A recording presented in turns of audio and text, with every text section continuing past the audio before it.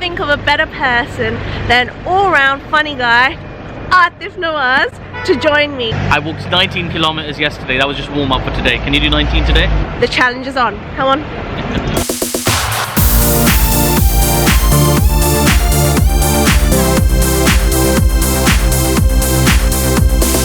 Your worst nightmare just now. We're nearly walking into people. I don't like it. It makes me very anxious. Fine, it's okay. Deep breath. Aatif. Yeah. Congratulations on Muzlamic. Thank you. First ever Muslim sketch show on mainstream TV. That's right. Yeah, it kind of changed my life as well, to be honest with you. I mean, up until then I was a working comedian, and you know, that was fine. I was doing the clubs and some people followed my work, but everything exploded after Muzlamic. It was the fact that there was one of the sketches that was seen 20 million times.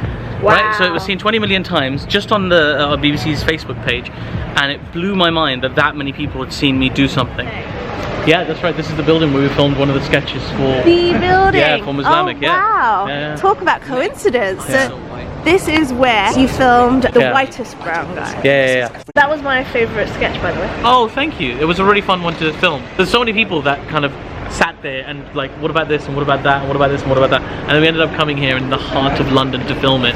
What was it like working with Ali and being like two creative minds putting comedy together? The idea of this show became so organically. It was literally us sitting there thinking, what about this? Oh, but what about this? And what if this? And what? It was so genuinely two ideas coming together that just made sense. And if there were like disputes about things, we'd sit there and we'd talk about them for hours and hours and hours, and we still do that. We just talk about them for hours and hours and hours and hours and hours, and then eventually decide which direction we want to go in. You guys are still talking, right? Of course we are. Of course we are. I spoke to him yesterday. I'm going to speak to him after this. It's just hats off to Ali for having the patience to deal with someone like me who's a little bit awkward. Tuning into your progress, we feel very proud as well. Oh, that's very kind. I mean, the thing is, getting Muzlamic was such hard work. I've been writing for 10 years. Yeah, I still have 8 rejection letters from the BBC for shows that I wrote. How do you keep yourself going? So this is the most important thing to stress, right? If you're writing a TV show, that's not your life, right? That's one thing in your life. It shouldn't be, I spent one entire year writing this TV show and it was rejected and I was a broken man and I couldn't do any more. Yeah. The stand-up was what kept me going. I enjoyed doing that so much. Muzlamic is wonderful. I'm so glad it happened now, this deep in my career, where I can really appreciate it. Because there would have been a time where I don't think I would have, before the rejections or the hustle or the grind or whatever you guys want to call it, I don't think I would have appreciated it in the same way as I do now, because I know I worked damn hard to make it happen. As a stand-up comic, you've gone through the whole journey of probably bombing. Yeah. Sometimes it's all in your head, actually. Yes.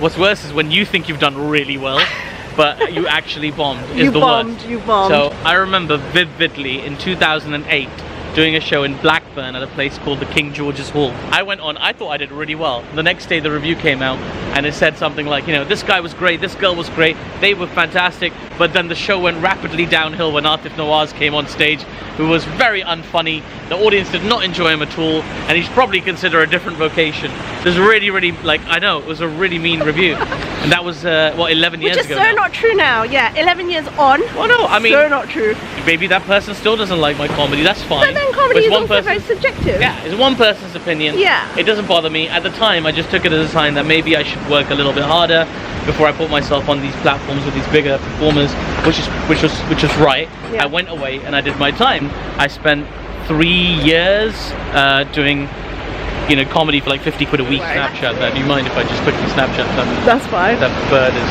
absolutely fine. Intermission on this interview whilst Aatif Snapchats away.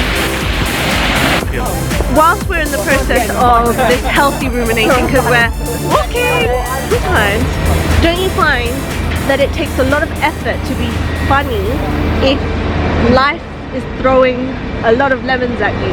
Everybody goes through dark experiences sometimes. It feels very sadomasochistic in a way, actually, because you're traveling and you're putting yourself in through, you know, I've had to stay in awful hotels, sometimes sleep in my car, sometimes go through unimaginable misery just to get on stage for like 5 people at a time. It's a real lonely business.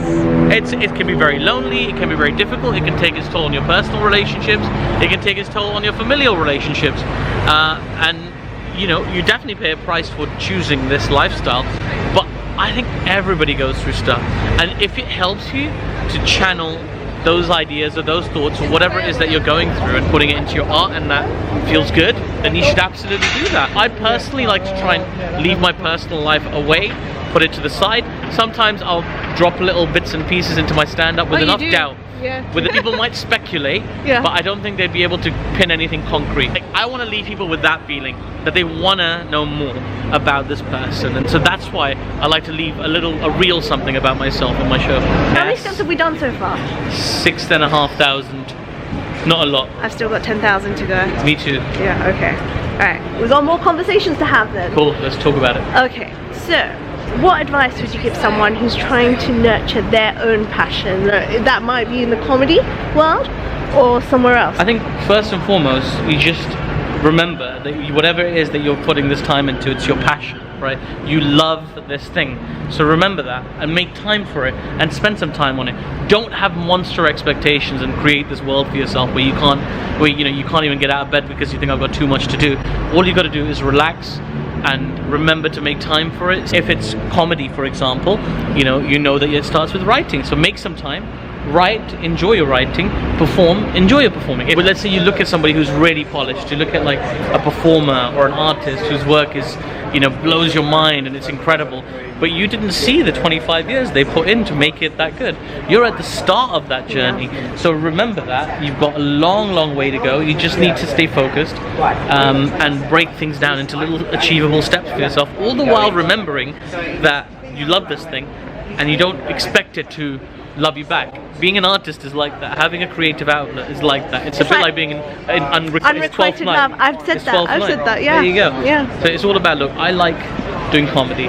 Like if I do a show tomorrow and it doesn't pay me £10,000 and the audience, every single audience member doesn't love me, I'm not going to stop the next day. I keep going, right? Because I love doing it. Aatif, thank you so much. It's my pleasure. For giving up your time and walking alongside me to ruminate about the past. So that our futures can be better. Wow, that's profound. I like it. That's good. I just made that up on the spot. That's good. I'm gonna run with it. All right, see you guys very soon.